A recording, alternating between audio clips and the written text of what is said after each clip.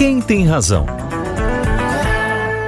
E o Brasil deve retomar o voto impresso? Esse é o tema do nosso debate. O presidente Jair Bolsonaro quer resgatar essa modalidade para o 2022, as próximas eleições. E para debater esse assunto, nós contamos com a participação de Luizão Goulart, deputado federal pelo Republicanos do Paraná, e Bia Kicis, que é deputada federal pelo PSL do Distrito Federal. Bem, eu gostaria de lembrar que a gente já tem, inclusive, uma decisão do Supremo em relação a essa questão do voto impresso. Foi uma decisão neste ano, até de forma virtual, reafirmando que é inconstitucional o dispositivo que determina a volta do voto impresso de forma complementar ao eletrônico. Houve um questionamento de resultado das eleições. O presidente Bolsonaro, desde as eleições na qual ele foi eleito presidente, ele colocava essa questão de não haver muita confiança, embora não se tenha comprovações aí de irregularidades, de qualquer problema em relação à votação. Eu queria começar com a deputada Bia Kicis, que defende esse dispositivo, o voto impresso. Deputada, a senhora desconfia do resultado das eleições? Denise, eu não vou entrar nessa seara, se eu desconfio ou não, porque eu sou uma pessoa que estuda a questão do voto impresso desde 2014. São 6 anos de estudo que me dão a convicção de que as nossas urnas, elas são vulneráveis. Nosso sistema eleitoral é vulnerável.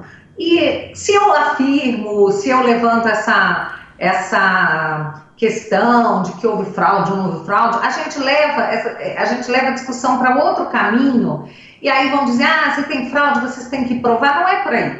Eu vou anteriormente a isso. Eu afirmo, baseado em conhecimento que adquiri junto a professores, a especialistas em segurança de TI, que o nosso sistema eleitoral é vulnerável pelo simples fato de que ele é o único no mundo que não permite recontagem de votos. Então, eu como uma pessoa que tem um grande apreço pela democracia, eu tenho que a base da democracia é o voto. E o voto, ele tem que ser confiável. O eleitor, ele tem direito a se sentir seguro, que no momento que ele apertar ali aquele botãozinho da urna, o voto dele irá para o candidato que ele escolheu. Mas independentemente do TSE jurar que o sistema é seguro, e todo pai acha o filho bonito, é claro, existem muitas comprovações de testes em que hackers lograram êxito em quebrar a segurança dessa urna. E a gente tem uma frase que é o seguinte, né, uma máxima que diz que quem projeta não opera e quem opera não audita. Nós temos auditores independentes e até mesmo peritos criminais da Polícia Civil que já examinaram as urnas eletrônicas do sistema eleitoral brasileiro e ratificaram o entendimento de que as nossas urnas, elas não são seguras. Infelizmente, o sistema eleitoral não é seguro. Agora, aqui não estou querendo dizer se houve fraude ou se não houve, mas uma coisa eu afirmo, fraude pode haver, e se houver, ela não deixará rastro. Então, eu falo que o nosso sistema eleitoral é como um homicídio, né? Aquele crime perfeito, é um homicídio sem corpo. Você não encontra o corpo, então você não tem como dizer que houve um assassinato, não é? Porque, infelizmente, o nosso sistema, ele não deixa rastro caso haja uma fraude. Agora, se houve ou não fraude, aí eu prefiro deixar isso para peritos, né? Para pessoas tecnicamente habilitadas para dizer. Agora, eu queria saber a opinião do deputado Luizão Goulart, por favor. Denise, eu participo de eleição desde 1988, então do tempo que o voto não era eletrônico, era na caneta. E eu acompanho as eleições e vejo que essa discussão, para mim o voto impresso, a defesa do voto impresso, é mais um capricho, a minha forma de pensar. Porque, veja, as urnas eletrônicas, elas são examinadas antes das eleições por técnicos do Ministério Público, por técnicos indicados pelos partidos, e antes delas serem lacradas. Quando a urna chega na sessão eleitoral, antes da votação, de iniciar a votação, os mesários, assim como os fiscais de partidos, têm a oportunidade de testemunhar uma impressão zerada, chama-se zerésima, para provar que a urna está zerada, não existe nenhum voto ali dentro. Aí os fiscais têm a oportunidade de cada partido acompanhar a votação durante o dia todo, e a urna é isolada, ela não tem ligação de rede, ela é única, separada de todo o sistema.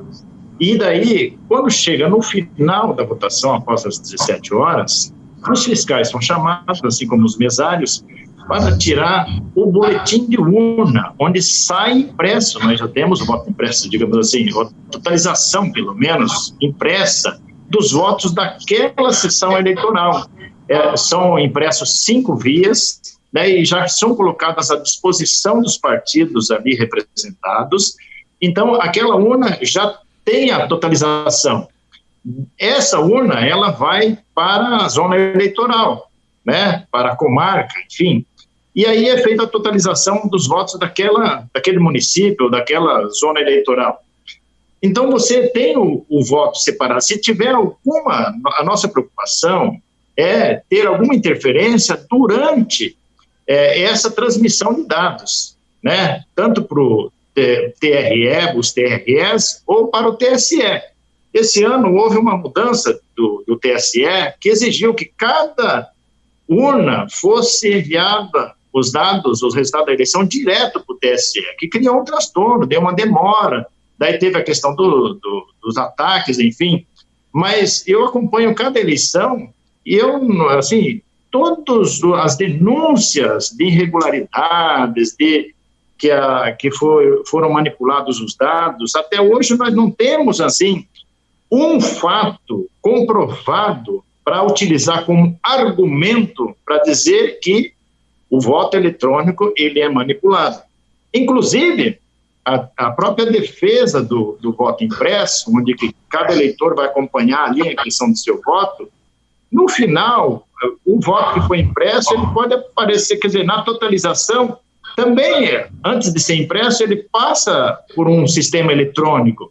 Então, assim, se nós tivéssemos denúncias e comprovação de alteração de dados da eleição, nós teríamos um argumento. Hoje não existe um argumento forte, comprovado de manipulação de resultados para justificar um investimento em torno de 2,5 bilhões para fazer o voto impresso em cada urna. E eu queria acrescentar, inclusive em relação ao que o deputado falou, que para justificar aquele atraso todo que houve na liberação dos resultados das eleições do primeiro turno, aqui em São Paulo, por exemplo, isso aconteceu aí com um tempo muito prolongado, o ministro deixou muito claro que as urnas já estavam finalizadas, já tinham os resultados, que a demora foi na transmissão, exatamente pelo novo sistema que foi adotado, mas os candidatos todos poderiam conferir o resultado das urnas, que as urnas são fechadas, invioláveis, e os resultados estão lá a serem conferidos. Deputada, se colocar essa necessidade de um voto impresso, a senhora não acha que acaba criando uma incerteza, uma desconfiança em relação ao sistema eleitoral aqui do país?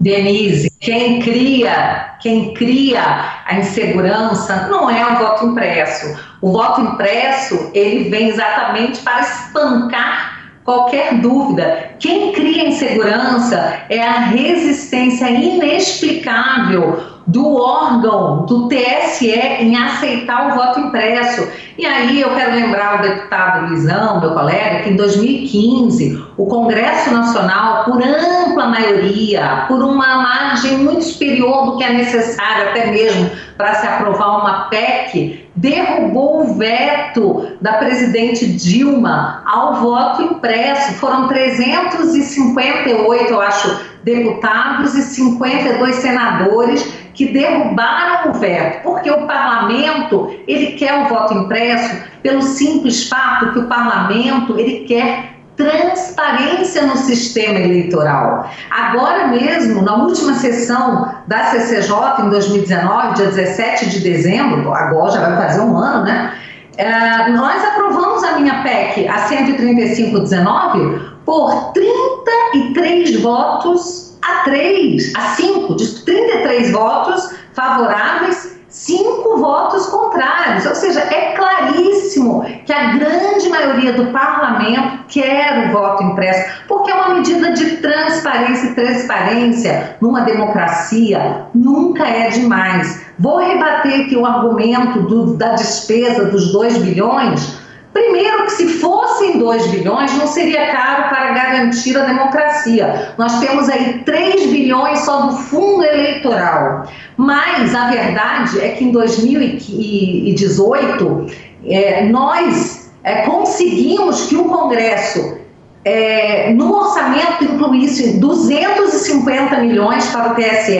O TSE recebeu esse valor, essa emenda, para colocar as impressoras. Não são necessários 2 bilhões, porque as nossas urnas, elas já estão aptas a receberem as impressorinhas, as impressoras simples, como qualquer impressora dessa que você tem no supermercado, que vai imprimir o voto, e esse voto vai cair numa urna física e permitir a recontagem. E mais um detalhe, se a nossa urna fosse tão segura, a Corte Constitucional Alemã não teria declarado que ela é inconstitucional, porque ela não dá segurança ao eleitor. A Corte Constitucional da Índia não teria, em 2014, declarado a inconstitucionalidade dessas urnas. E em um ano, a Índia, que tem 4 vezes o número de eleitores brasileiros, em um ano implementou o voto impresso. Somente o TSE é o único órgão do mundo que consegue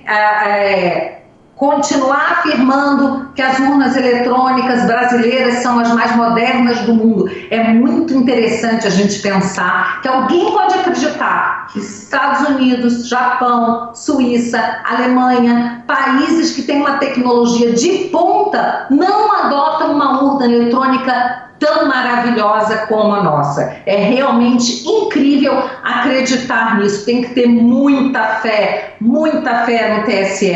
Uma fé como se o TSE fosse um Deus e nosso sistema eleitoral fosse uma religião, um dogma que a gente tem que aceitar e aceitar sorrindo, porque hoje nós estamos vivendo um momento em que criticar, duvidar do sistema está se tornando crime de opinião. Por que parlamentares como eu, que estamos aqui defendendo legitimamente um posicionamento, uma opinião, um pensamento de boa parte do eleitorado brasileiro e que estamos tendo a coragem de expor, estamos sendo taxados de pessoas que querem causar instabilidade no sistema? Não, nós queremos a segurança. Quem está causando instabilidade e insegurança é quem insiste que o sistema é seguro sem precisar provar. Agora, deputada, a minha pergunta era exatamente em referência a isso, que quando se questiona o risco, a possibilidade de alguma irregularidade da forma como a gente tem o sistema eleitoral, isso é que trazeria insegurança do ponto de vista do eleitor, né? Se os votos são computados da forma correta, se as eleições ocorrem de uma maneira satisfatória, sem risco de fraude. Era isso que eu colocava. Na medida que o presidente da República questiona o sistema que é adotado no país, se ele mesmo não traz uma desconfiança em relação às eleições. Era nesse sentido que eu colocava, mas eu queria ouvir o deputado Luizão, por favor. Denise, em 2002 foi feita uma experiência de voto impresso em torno de 150 municípios, onde votaram mais de 7 milhões de eleitores. E essa experiência não acrescentou em nada em termos de segurança. Muito pelo contrário, demonstrou vários inconvenientes. Então, assim, uma prova clara de que já foi feito um teste prático, uma experiência com 150 municípios brasileiros, para ver, se tirar uma dúvida, e de fato tirou uma dúvida, de que não acrescentou nada em termos de segurança e além dos inconvenientes.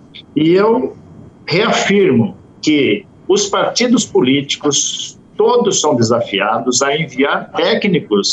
O TSE abre essa possibilidade, e nós estamos falando técnicos de informática, técnicos que entendem, que teriam argumentos para dizer, porque até hoje, a não ser opiniões vagas, nós não temos, assim, uma comprovação de que, olha, é possível existir por causa disso, daquilo, daquele outro. Porque as urnas são individualizadas, elas não são ligadas ao sistema, cada urna tem a sua totalização, começa no zero e termina com a votação do dia. Esse resultado já é publicizado ali no local, e esses resultados todos são somados, eles são compilados, e aí tem uma totalização. Mas cada sessão eleitoral, em cada escolinha desse Brasil, tem lá já um resultado para comprovar depois se o candidato teve aqueles votos naquela sessão, naquela zona eleitoral. Então, nós temos um sistema, o que a gente precisa é aperfeiçoar cada vez mais, como o TSE já vem fazendo ao longo desses 24 anos de experiência bem-sucedida. Em 2014, nós tivemos um exemplo claro, onde o PSDB questionou as eleições, o resultado da eleição da Dilma Rousseff, e criou todo um sistema de auditoria, enfim, para poder comprovar fraude. Não se comprovou nenhuma fraude, isso foi há 6 anos atrás. O Congresso, evidente, o Congresso é um órgão político, na verdade derrubou sim um veto da presidente Dilma, na verdade foi 368 votos por 56, mas isso não quer dizer que o sistema está errado. Eu vejo isso mais como um capricho e como uma bandeira. É uma bandeira que se defende o voto impresso. São vários parlamentares que defendem isso. É legítimo. Mas eu aqui, junto com diversos parlamentares, nós discordamos. Achamos que nós temos que aperfeiçoar o sistema, aperfeiçoar o Código Penal para o caso dos hackers, para ter penas mais duras, porque hoje as penas são muito brandas, não só os hackers que invadem o sistema do TSE ou da Justiça, mas das empresas. Nós estamos vendo hackers que roubam todos os dados de uma determinada empresa, depois usa isso como chantagem. Eu mesmo apresentei um projeto de lei para aperfeiçoar, criminalizar e tornar as penas mais duras para esse tipo de crime. Então, acho que o sistema eleitoral nós devemos aperfeiçoar. Eu acho que a gente deveria usar as energias para tentar aperfeiçoar ao máximo. O sistema eleitoral brasileiro é um exemplo para o mundo.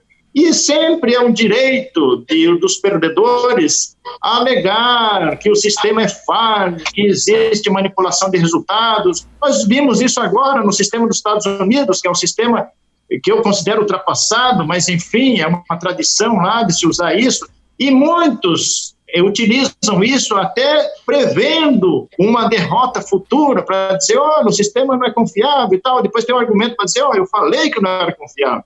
Mas nós tivemos várias tentativas de comprovar fraude, e até hoje não se comprovou. Esse sim seria um argumento muito forte para a gente alterar o sistema e gastar 2,5 bilhões nesse que, ao meu ver, é um capricho e é uma bandeira que é defendida por diversos parlamentares. Deputada?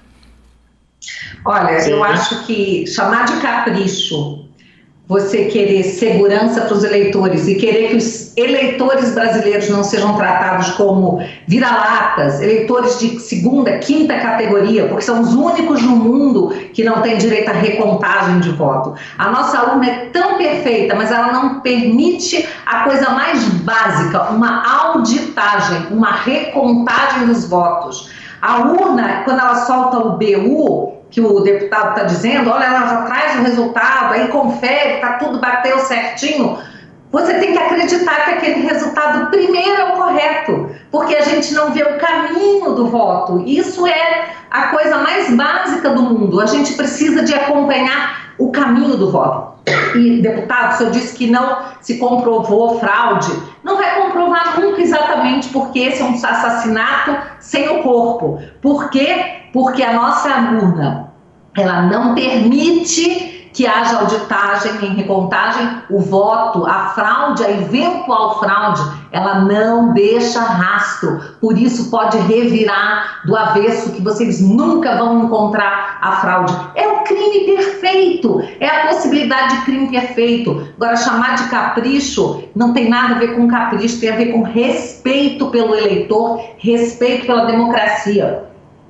Deputado, o deputado disse que nunca se questionou, que foram pessoas que disseram, eu estou aqui com um relatório feito por um professor de segurança. E aqui ele cita que o professor Jerônimo Van der Graaf, professor do UFMG, doutor em matemática e criptografia, ele escreveu um livro. O livro dele diz: nenhuma confirmação independente do resultado da eleição é possível, pois não há como recontar votos. O Diego Aranha, professor da Universidade da Noruega, doutor em criptografia e segurança computacional também, e que acompanha o sistema eleitoral desde 2004, teve sucesso nos ataques às urnas. Em 2012 e 2017, eu conheci o professor Diego Aranha, ele teve sucesso no ataque, nos testes oficiais do TSE. Ele também diz que a execução de código arbitrário na urna é brasileira, a única eletrônica brasileira, impossibilita auditoria independente de software. Augusto Marcassini, professor livre-docente em Direito Digital, e tantos outros que eu poderia citar. Mas vou citar aqui 165 peritos criminais federais e membros do Ministério Público que dizem que a impossibilidade de fiscalização efetiva das eleições realizadas por meio de urnas eletrônicas sem voto impresso por parte do cidadão, do Ministério Público e do Poder Judiciário. Fora o Comitê Multidisciplinar Independente, o CEMIND, todos afirmam que as nossas urnas não são seguras porque não permitem a recontagem de votos. Só quem afirma que elas são seguras é o próprio TSE, os auditores do TSE.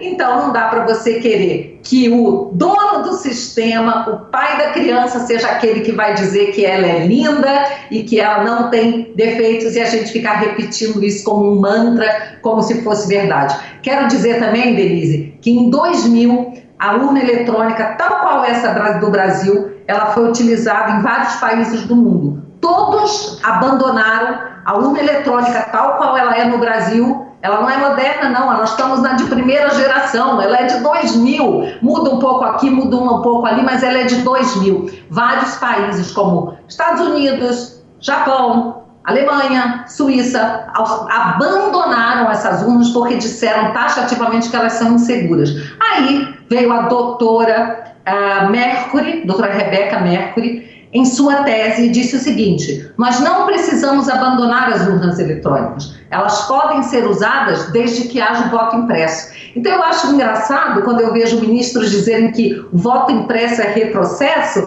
sendo que foi o voto impresso que permitiu que as urnas pudessem ser usadas, porque ele deu confiabilidade, ele diminuiu o risco de fraude no momento em que ele permite a recontagem. E quero dizer o seguinte: você não precisa recontar todos os votos de todas as urnas. A lei pode estabelecer que 10 ou 15% das urnas terão a recontagem. Você coloca a impressora em todas, imprime o voto impresso, e aí pode ser mediante sorteio ou outro critério, desde que não se saiba previamente, senão o sistema pode se burlar.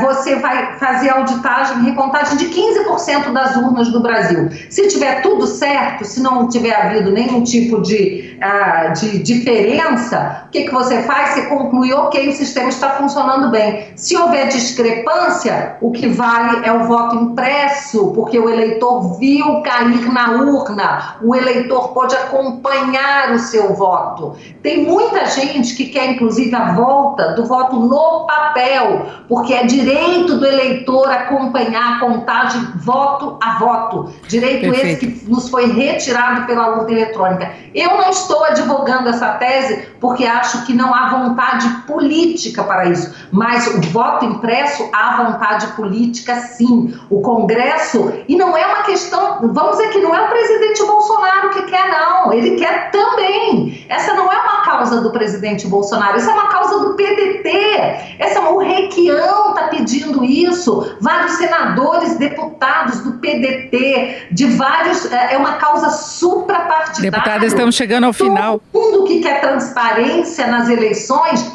defende a volta do voto impresso. E não vai dar problema como deu em 2002, não, porque lá teve atolamento de máquinas, alguns problemas. Mas depois disso, na questão das impressoras, já houve vários testes, funcionou muito bem, mas o TSE insiste em evitar o voto impresso. Por que resistir a algo que vai trazer segurança para o eleitor? Agora, eu não 30 consigo entender. Não estou querendo aqui levantar nenhuma teoria de conspiração, nem nada. Mas eu pergunto, deputada, estamos chegando ao final. O TSE resiste a algo tão simples e que veio para legitimar a urna eletrônica. Voto impresso não é retrocesso. Voto impresso veio, segundo a doutora Rebeca, veio para possibilitar o uso da urna eletrônica. Agora, o deputado Luizão, 30 segundos, por favor. Oi, Denise, eu fiquei prejudicado, né, porque a Bia fala bastante, mas, enfim, eu respeito. Agora, não é no grito que a gente vai ganhar as discussões. E eu acho absurdo defender o voto na cédula. Isso sim era um grande absurdo, que não se respeitava o direito do eleitor, quando a pessoa escrevia lá o voto e depois esse voto ia para os montinhos diferentes, voto branco virava voto de candidato.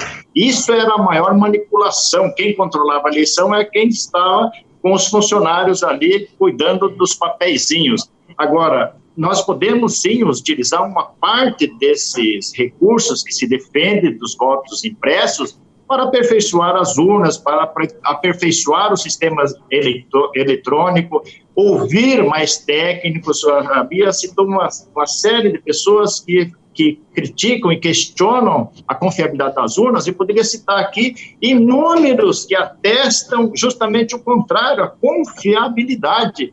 Eu acho que nós estamos na era da tecnologia e temos que evoluir, aperfeiçoar e não regredir como que se defende, como é o caso do voto impresso. Nós temos na urna a impressão do resultado, cada urna individualizada. Isso é a grande segurança das pessoas que participam de uma eleição. Então, eu acho que o sistema pode sim ser aperfeiçoado. Agora, defender, imprimir os votos de cada urna, isso é um retrocesso. Só falta defender realmente o voto em cédula novamente. Perfeito. Fechamos por aqui nosso debate. O Brasil deve retomar o voto impresso. Conversamos com Luizão Goulart, que é deputado federal pelo Republicanos, e Bia Kicis, que é deputada federal pelo PSL. Eu agradeço muito a participação dos dois. Para você que esteve com a gente até agora aqui no Jornal Jovem Pan, e obrigada pela companhia, obrigada pela audiência. Quem tem razão?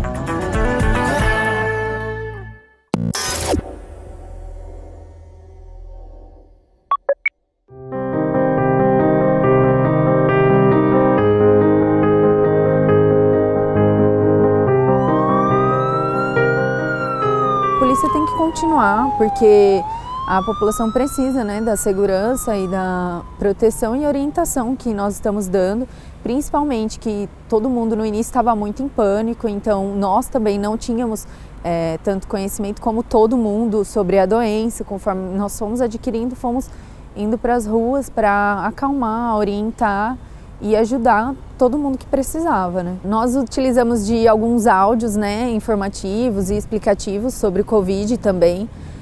Então nós paramos nas principais vias onde tem um pouco maior circulação de pessoas ou até onde pode estar havendo um início de aglomeração, e apertamos o falante da viatura, onde esse áudio é propagado e diz orientações sobre o Covid, sobre o uso da máscara, sobre o uso do álcool gel, para as pessoas ficarem em casa, se conscientizar, não entrarem em pânico, mas que é necessário, o distanciamento social é importante, não procurarem o hospital em casos desnecessários. Então nós estamos levando a informação dessa maneira, que pode atingir muito mais pessoas. Atenção! A Polícia Militar pede a colaboração de todos para o enfrentamento ao coronavírus. Fiquem em suas casas. Conforme nós vamos deslocando, atendendo as ocorrências que ainda são direcionadas a nós, nós temos recebido muito elogios, né, por estar na linha de frente, por estar orientando, e principalmente quando a gente chega e vai para auxiliar a população, eles se sentem recompensados, que não esperavam esse tipo de auxílio da nossa parte, que nós estamos muito mais auxiliando e ajudando do que vindo para punir ou dizer que eles estão agindo errado de alguma forma. Essa não é a nossa intenção, né? Eu acredito que a higiene é uma coisa que nós vamos aprender e vamos continuar fazendo posteriormente, né? Não é uma forma ruim que nós tivemos que aprender, mas eu acredito que veio para conscientizar a população mesmo.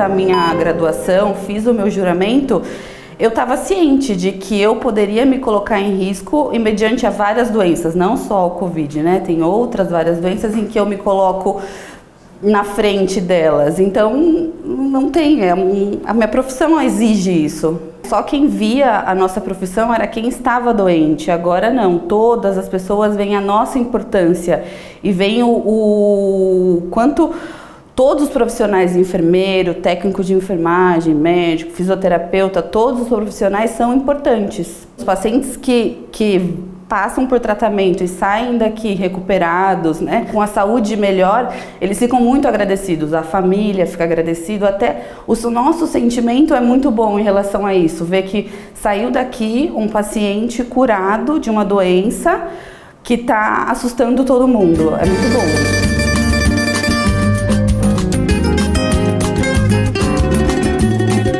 Eu penso que o meu trabalho sempre foi importante, mas agora ele está sendo muito mais importante. Além de ser reconhecido, eu me sinto grata. Eu deito na minha cama e fico feliz por eu estar vindo aqui todos os dias, trabalhando em prol, né, das pessoas, da saúde das pessoas, e fico feliz também de não me pegar a Covid.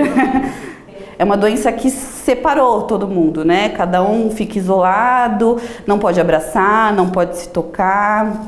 Então, acho que depois que tudo isso passar, vai ficar a questão de união, de amizade, de o quanto é importante você estar próximo dos seus entes queridos, dos seus amigos, porque agora está todo mundo separado.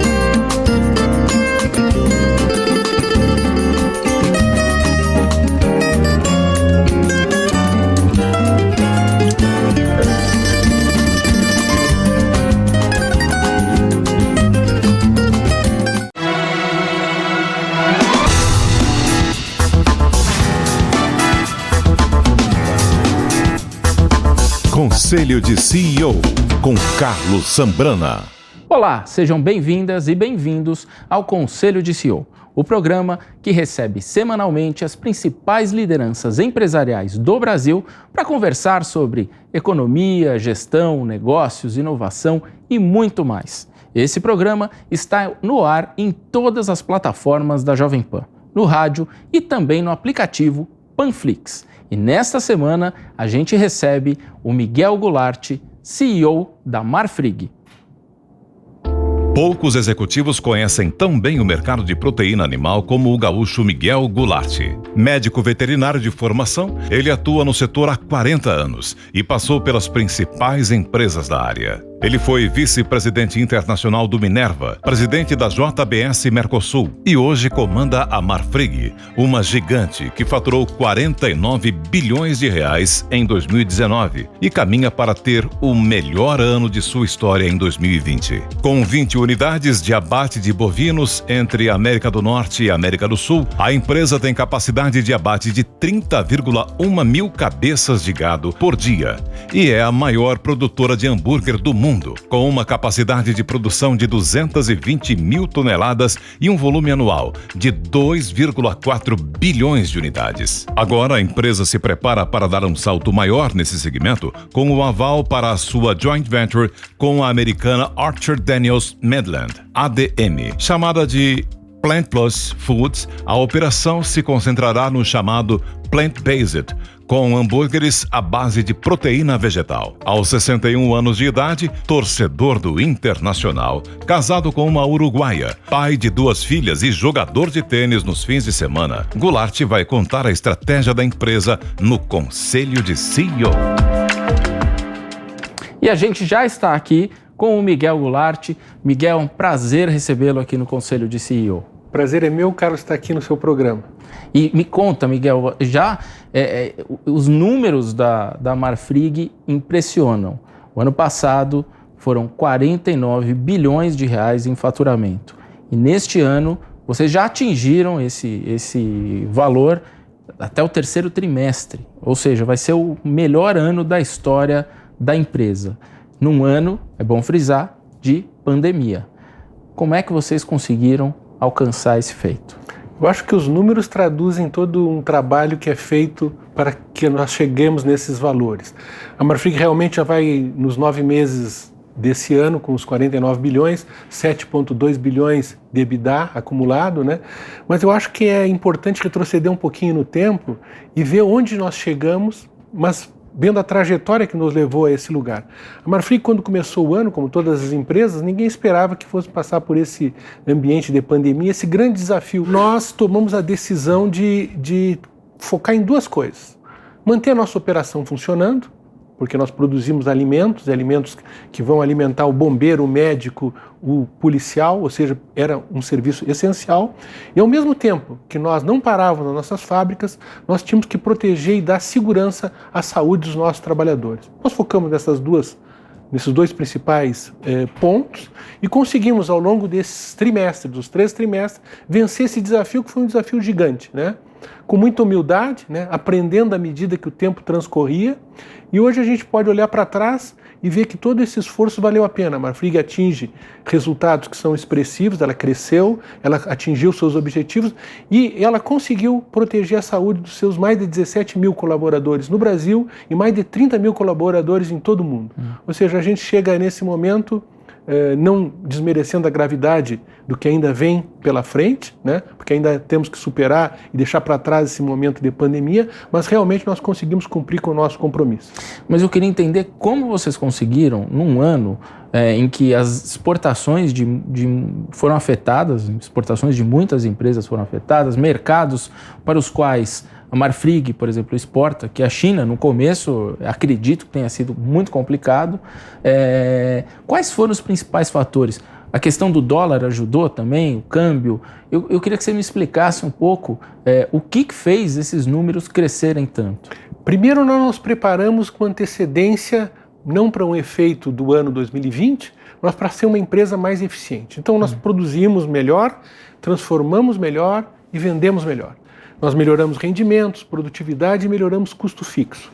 Isso aí nós já víamos num trabalho desde 2018, tentando e implementando procedimentos para que isso acontecesse. Evidentemente, quando começou o ano 2020, nós tivemos uma situação que, na verdade, ela começa em 2019, com a China aumentando suas importações, um dólar competitivo frente a um real depreciado e uma empresa preparada do ponto de vista produtivo para colher os resultados. Nós começamos o ano 2020, é importante lembrar que a China tinha tido problema de febre suína no ano 2019, passou de importar 600 mil toneladas a importar 1.600.000 toneladas. Essa importação massiva de carne para a China fez com que os outros mercados se ajustassem com preços melhores. Isso também melhorou o mercado interno, porque o mercado interno, com menor volume de oferta, ele praticou preços mais elevados e um equilíbrio perfeito entre oferta e demanda. Isso equalizou o mercado interno, melhorou o mercado externo como um todo e aí encontrou uma empresa que tinha trabalhado em eficiência, uma empresa que tinha que ser preparada. Também o Conselho de Administração e o seu controlador, há quase 2 anos atrás, tinham tomado uma dessas decisões que são transformacionais. Eles tinham decidido investir na área de industrializados. A área de industrializados é uma área que cresceu durante o ano 2020 e é uma área que pratica 2 dígitos de margem. Então nós tínhamos feito um CAPEX estratégico de investimento nessa empresa mais eficiente, tínhamos conseguido implantar esse CAPEX e nesse ambiente onde as pessoas ou as empresas tinham um certo grau de insegurança e de incerteza, nós estávamos focados em proteger trabalhadores e manter a operação funcionando.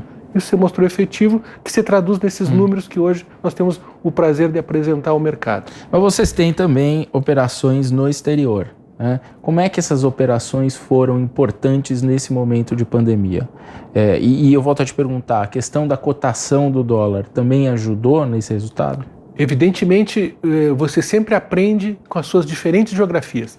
Eu sempre digo que em algum lugar da nossa empresa, alguém está fazendo alguma coisa melhor que em outro. E nós temos que ter a humildade e a atenção para captar o que você faz de melhor em um lugar e replicar nos outros. A Marfrig tem operações nos Estados Unidos, tem operação no Uruguai, tem operações na Argentina e no Chile. Então, evidentemente, em algum lugar alguém fez alguma coisa melhor e nós podemos transportar para os outros lugares. Outra coisa importante ter presente é que a pandemia começou primeiro nos Estados Unidos. Então, todos aqueles processos de aprendizado, de proteção aos trabalhadores, de implantação de protocolos de segurança sanitária, nós começamos a trabalhar neles com algum tempo de antecedência nos Estados Unidos. Quando a epidemia chega no Brasil no mês de março, abril, nós já tínhamos passado pela experiência americana, aprendido com ela e implantado aqui para não sofrer as mesmas consequências ou a gravidade dessas consequências. Por outro lado, o dólar competitivo frente ao real já era previsível. O Brasil já vinha num processo de valorização e apreciação do dólar frente ao real e nós tínhamos feito alguns movimentos importantes na Marfrig. Nós tínhamos desativado fábricas que eram ineficientes, nós tínhamos investido CAPEX em fábricas mais eficientes com maior número de habilitações para exportação. Então o que aconteceu? As fábricas ineficientes de poucos mercados avalizados deram lugar a fábricas mais eficientes habilitadas a todos os mercados. Veio esse negócio de um dólar mais competitivo, um mercado mais ávido de produto, encontrou uma empresa preparada, eficiente, habilitada e com uma moeda extremamente favorável. E mais, nós não desassistimos o mercado interno. A Marfrig, eu te diria que ela ficou uma empresa flex, cara. Ela tanto podia trabalhar no mercado interno como no mercado externo. Nós estávamos preparados para qualquer situação. A China é um dos principais destinos das exportações da Marfrig. Como é que foi o impacto no mercado chinês? O mercado chinês já vinha com a migração do campo para a cidade. O mercado chinês já vinha sendo um mercado que vinha em crescimento para a carne bovina. É importante ter presente que o consumo per capita na China é menos de 5 quilos habitante ano, contra quase 14 de frango e 47 de suíno. Então existe uma tremenda possibilidade de upside no caso da proteína bovina. O lugar para comprar proteína bovina é na América do Sul. Onde está a Marfrig? Na América do Sul. Operações no Uruguai, onde nós somos líderes, com mais de 30% do abate e 28% das exportações. Na Argentina, onde a Marfrig tinha comprado a operação da Quick Food no ano de 2019, no mês de janeiro, e no Brasil, onde nós temos o maior número de fábricas habilitadas. Então, nós olhando a América do Sul, a Marfrig tem 13 fábricas habilitadas para a China. É a empresa que tem maior número de fábricas habilitadas a exportar para a China. A China crescendo o seu consumo, crescendo o seu movimento de exportação, que já vinha acontecendo de maneira natural e foi potencializado pelo advento da febre suína, que fez que uma parte do rebanho suíno chinês tivesse que ser executado ou eliminado e aumentou a necessidade de importação desse país. Mais uma vez, nós estávamos prontos para atender essa demanda. Não houve uma queda por conta da pandemia? Não. O que aconteceu foi o seguinte, a China tinha no mês de novembro, dezembro de 2019, ela tinha tocado o pico das importações. Naquele ano, 2019, ela tinha passado de 600 mil toneladas de importação a 1.600.000 toneladas. E evidentemente, quando começou a pandemia, começou no mês de novembro, princípio de dezembro na China. que normalmente é um período onde a China se prepara para o Ano Novo Chinês, que no ano passado, no ano 2020, se não me engano, foi dia 24 de fevereiro. Então, normalmente, nessa época, você já dá uma freada nas importações, ou seja, o grosso das exportações para a China ou das importações chinesas já tinha ocorrido. E aí vem uma diferença importante da Marfrig. A Marfrig, no ano 2018, ela implantou um sistema de pricing científico. Esse sistema de pricing científico nos permite combinar o feeling de onde vai acontecer o movimento importador, onde vai haver a compra, para um sistema que também contempla elasticidade, variação de preço, possibilidade de repetição de compra. E nós já tínhamos percebido, sem saber da pandemia, que na China, por ter passado de 600 mil toneladas a 1 milhão e 600 mil toneladas, ela teria um gargalo logístico. Então nós percebemos isso, o que nós fizemos? No caso da operação do Uruguai, nós exportamos mais para a Europa e para os Estados Unidos. No caso da operação do Brasil, nós exportamos para outros países da Ásia e também exportamos para a Europa. Então, isso aí acabou contrabalançando esse gargalo logístico. Muitas empresas sofreram esse gargalo logístico chinês que foi creditado à pandemia. Mas se você analisar no detalhe, você vai ver que esse gargalo aconteceu muito mais por passar de 600 mil toneladas a 1 milhão e 600 mil toneladas. Evidente que os portos fecharam durante algum tempo no mês de janeiro, no final do mês de dezembro, mas depois rapidamente se normalizou e o gargalo logístico foi vencido. Nós não sofremos isso na Marfrig.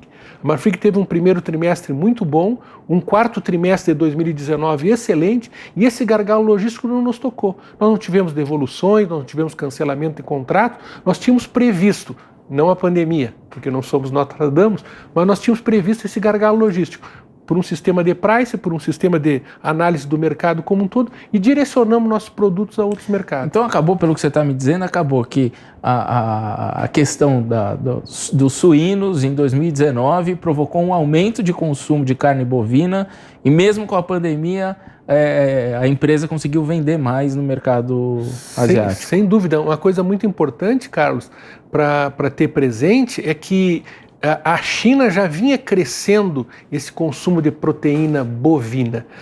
Os chineses dizem que, e o mundo na Ásia e no mundo todo se comenta, que a carne bovina é a rainha das proteínas, né? Então sempre que você tem um movimento de melhora econômica, uma migração do campo para a cidade, uma ocidentalização de hábitos de consumo, você tem esse consumo sendo direcionado para a proteína bovina. Se você olhar o track record de crescimento de consumo na China, você vai sempre ver que o crescimento, a curva de crescimento do bovino é maior que as outras curvas. E outra coisa muito importante, se você tomar em conta a população chinesa de quase 1 bilhão e 400 milhões de habitantes, cada 100 gramas que o chinês consumir são 2 mil toneladas de importação que aumenta. Então é muito importante, qualquer movimento pequeno na China é grande no mundo da importação para eles e da exportação para nós.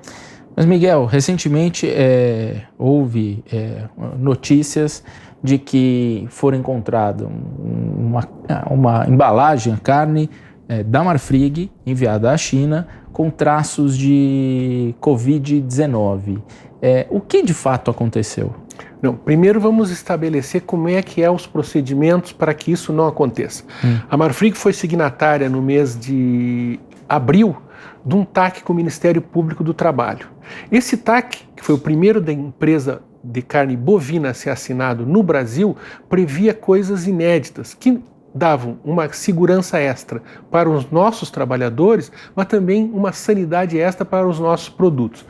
Na prática, nós fizemos uma testagem de 100% dos nossos funcionários. Quando você via muitas empresas discutindo testar 100% ou não testar 100%, nós não discutimos isso, nós testamos 100% dos nossos funcionários e mais, nós estabelecemos um processo de busca ativa.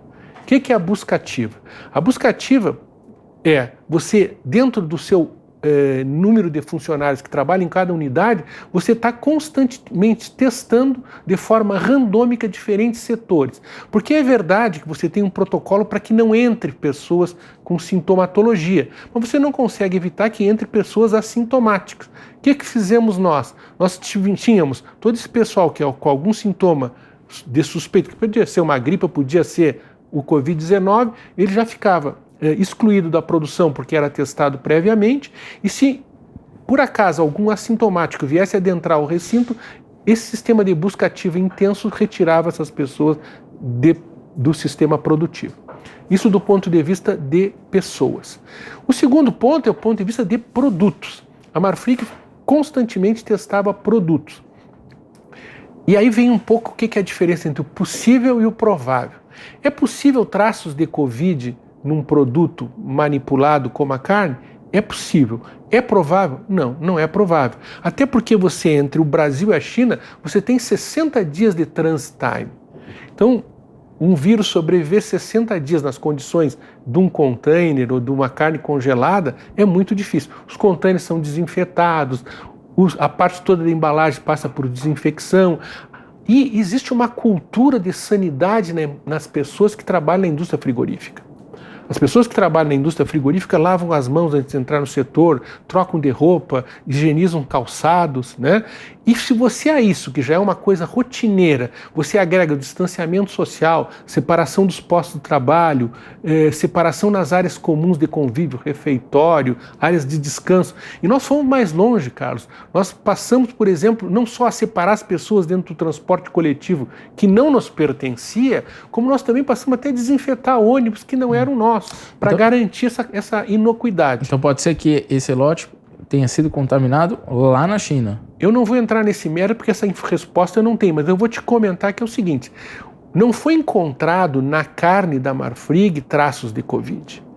No departamento de Wuhan, onde tudo começou na China, foi encontrado numa cold storage, numa câmara que guarda produtos de várias procedências, traços de Covid em pallets, em algumas superfícies. Dentre essas superfícies onde foi encontrado traços de Covid, foi encontrado em alguns traços de Covid, segundo informações que nós temos, em caixas, na área externa de caixas, de várias origens, entre as quais algumas caixas da Marfrig.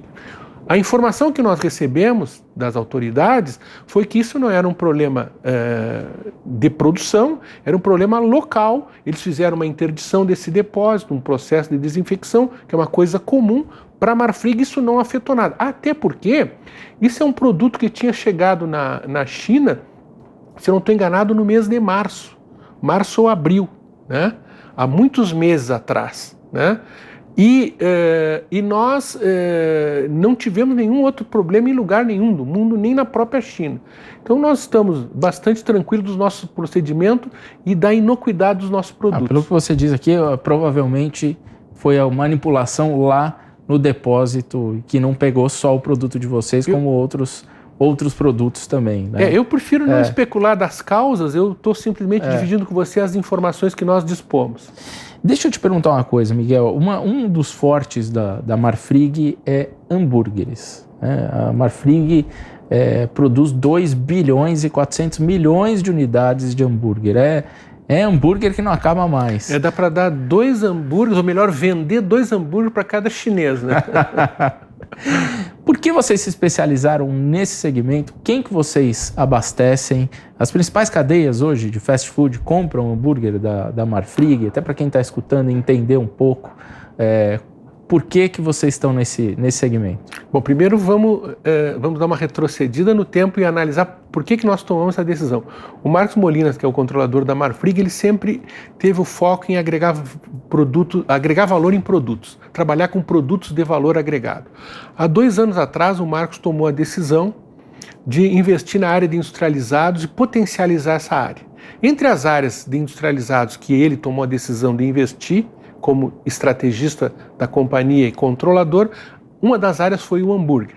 O que ele fez para transformar isso em realidade?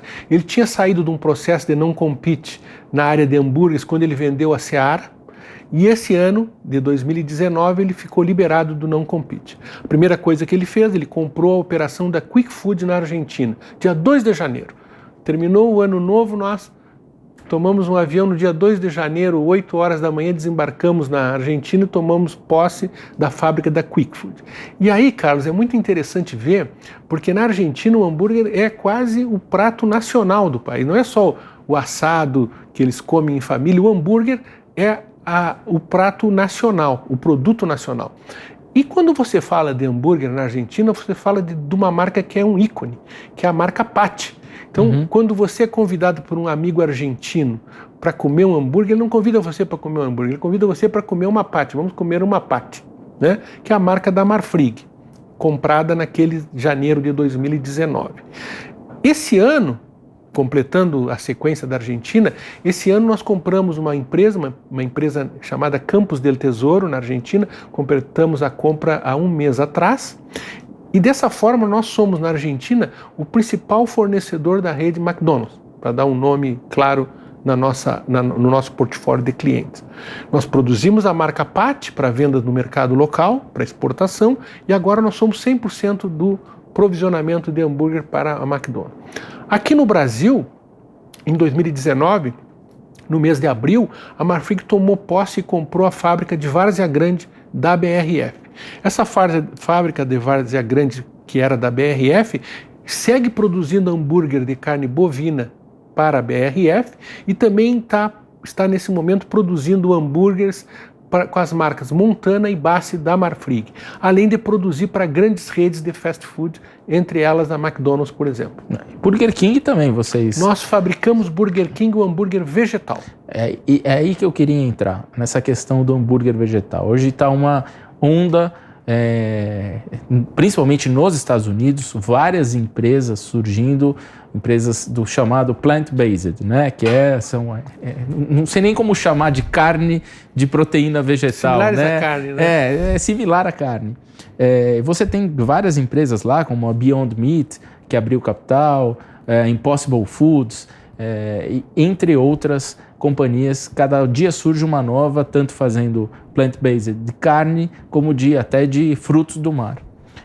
Como é que vocês estão se posicionando nisso? Porque esse é um mercado, hoje, ainda um mercado muito pequeno, mas todo mundo diz que é o mercado do futuro. É de fato o mercado do futuro? E dá para esse mercado ser grande, escalar, e não ser só aquela produçãozinha pequena? Eu acho que aí vem o grande diferencial da Marfrig. O Marcos já trabalhava nesse aspecto de inovação plant-based desde o ano 2016. Quando começa o ano 2019, liberado do non-compete para produzir hambúrguer, ele retoma as conversas. Ele faz uma análise do mercado e nós nos damos conta, com essa análise, que esse era um mercado de empresas, muitas startups, empresas pequenas, sem um parque fabril para ter uma escala de produção suficiente. Mesmo as grandes empresas americanas tiveram problemas de fornecimento em alguma parte do início da sua produção, porque não tinham capacidade instalada para produzir e atender a demanda que sim era crescente e é crescente. E aí a Marfrig resolve fazer um acordo comercial com a ADM. E esse acordo com a ADM agora, recentemente, há menos de um mês atrás, evolui para uma joint venture. E aí você tem um aspecto que é absolutamente diferenciador dessa joint venture.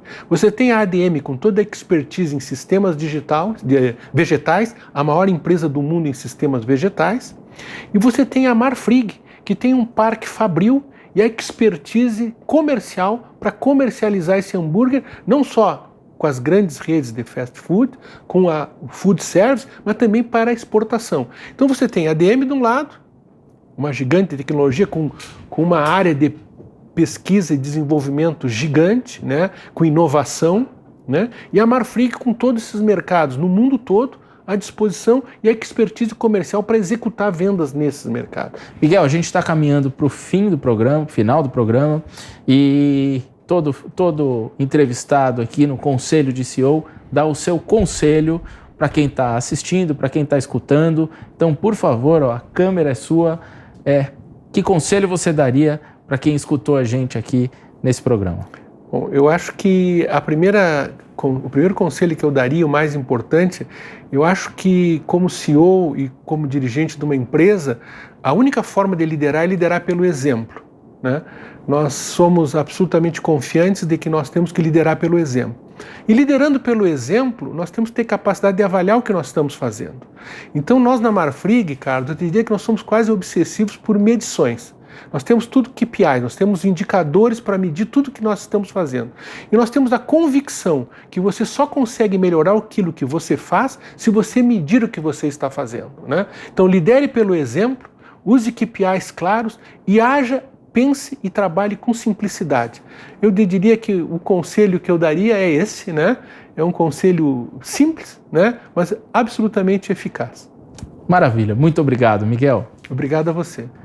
E o Conselho de CEO desta semana fica por aqui. Lembrando que todo o papo com o Miguel Gularte fica disponível gratuitamente no aplicativo Panflix para você assistir quando e onde quiser. Se você ainda não baixou, corre na sua loja de aplicativos e faça já o download. Na semana que vem estaremos de volta com mais um grande entrevistado no Conselho de CEO. Te espero aqui e até mais.